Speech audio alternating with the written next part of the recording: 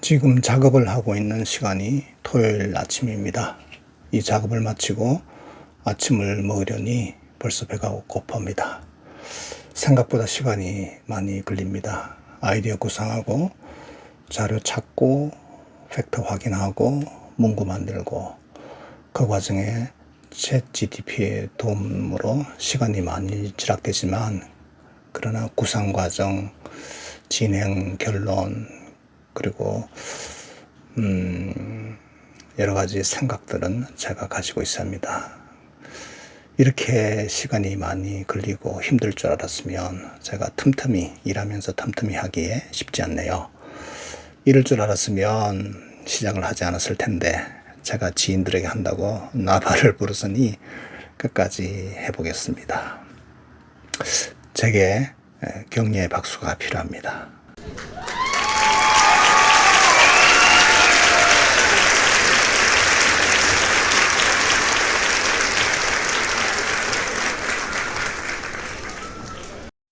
격려의 박수는 셀프로 받았고요. 여러분들이 동참해 준 줄 알고 감사합니다. 오늘의 이야기는 청계천 이야기입니다. 제목은 청계천. 많은 외국인들이 한국에 오고 싶어하고 특히 서울을 찾고 싶어합니다. 제가 중국에서 학생들을 잠시 가르친 적이 있었는데 어떤 대학원생이 중국은 대국이고 저는 소국에서 왔다는 그런 눈치가 역력했고요. 제가 태도도 좀 좋지 않았어요, 사실은요. 그런데 어느 날 갑자기 저한테 와가지고 미안하다 그러고 한국이 대단하다는 겁니다. 그래서 왜 그러냐고 물어봤더니 자기가 일주일간 휴가를 내서 서울을 갔다 왔는데 중국의 웅장함과 그 규모는 있지만 서울이 가지는 그 깊은 문화적인 수준, 뭔가 자기가 느끼는 게 많았다는 겁니다. 그러면서 한국이 참 대단한 나라라고 말한 적이 있습니다. 여름에는 도심의 자연 쿨링 역할까지 해주는 청계천 참으로 사랑스러운 곳이며 대한민국 발전의 축소판으로 보이는 정말 자랑스러운 명소입니다.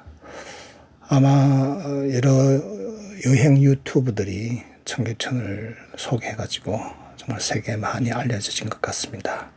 그런데 잠시 과거로 돌아가서 청계천이 어떠했는지, 그 다음에 그 여러 가지 이면 이야기를 간단하게 정리해보고자 합니다. 보시는 바와 같이 청계천은 원래 하천이었고요. 제가 더 오래된 사진이 있으면 좋았는데 못 찾았고요. 6.25 전쟁 이후 판자촌이 늘어나면서 위생과 교통 문제가 심각해졌습니다.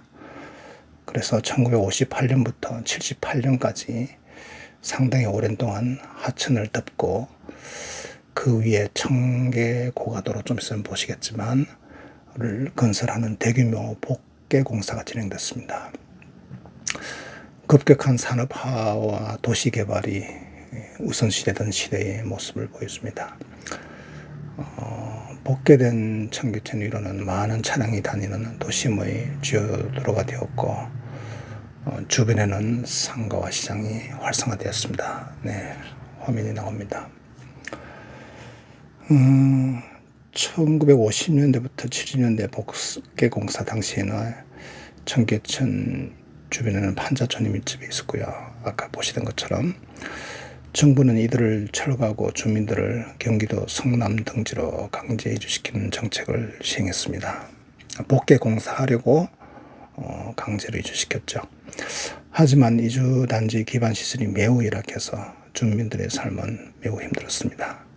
충분한 보상이나 재정적 지원이 없이 일방적으로 진행된 이 과정은 도시개발의 이면에 숨겨진 사회적 약자들의 희생을 보여줍니다. 저도 10여 년 전에 그곳에서 2년 가까이 살았었는데 아직도 그 지역은 삶의 어려움이 진행형입니다. 제가 그렇게만 말하겠습니다.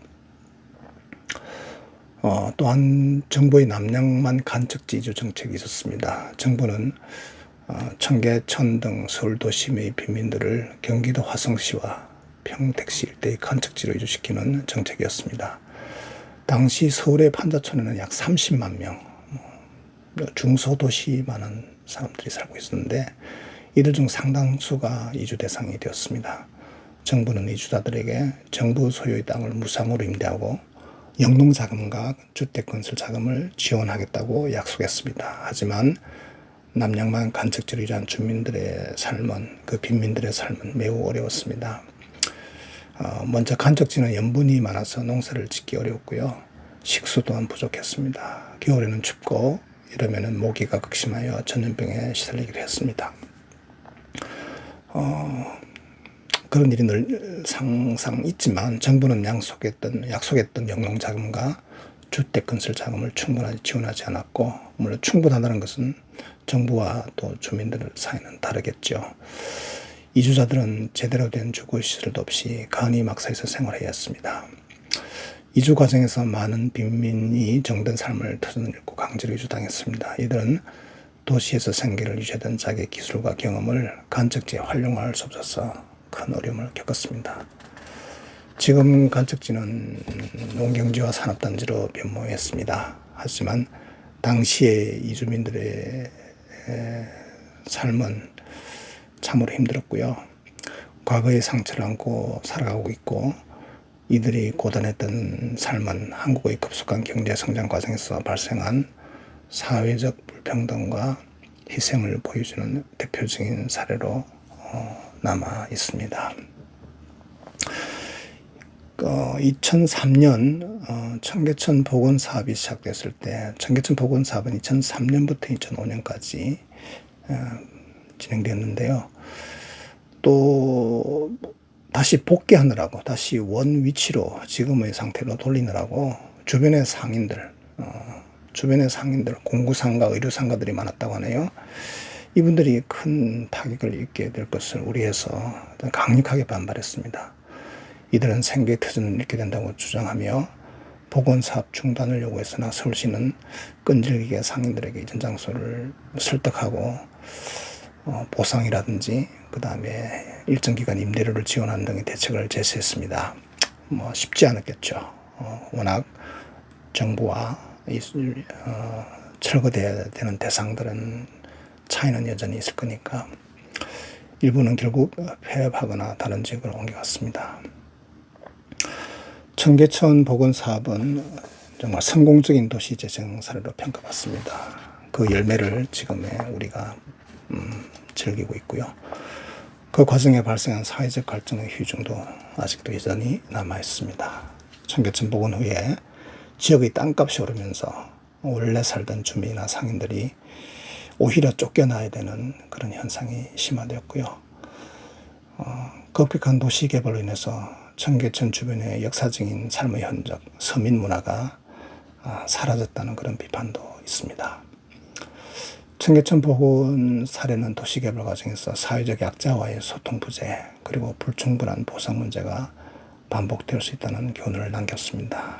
여전히 정부는 최선을 다했을 것이고 또 주민들은 불만이 많이 있었겠죠.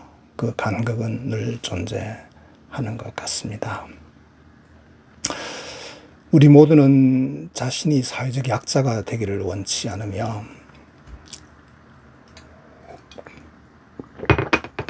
그래서 사회적 사닥다리의 윗부분으로 가려고 노력하고 자녀의 교육률이 높은 것도 그런 방편이겠지요.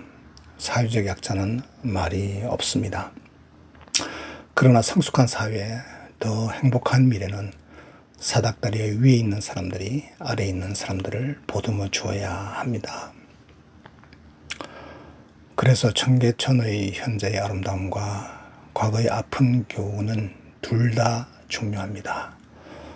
저는 외국 친구가 서울을 온다면 둘 다 이야기해 주려고 합니다.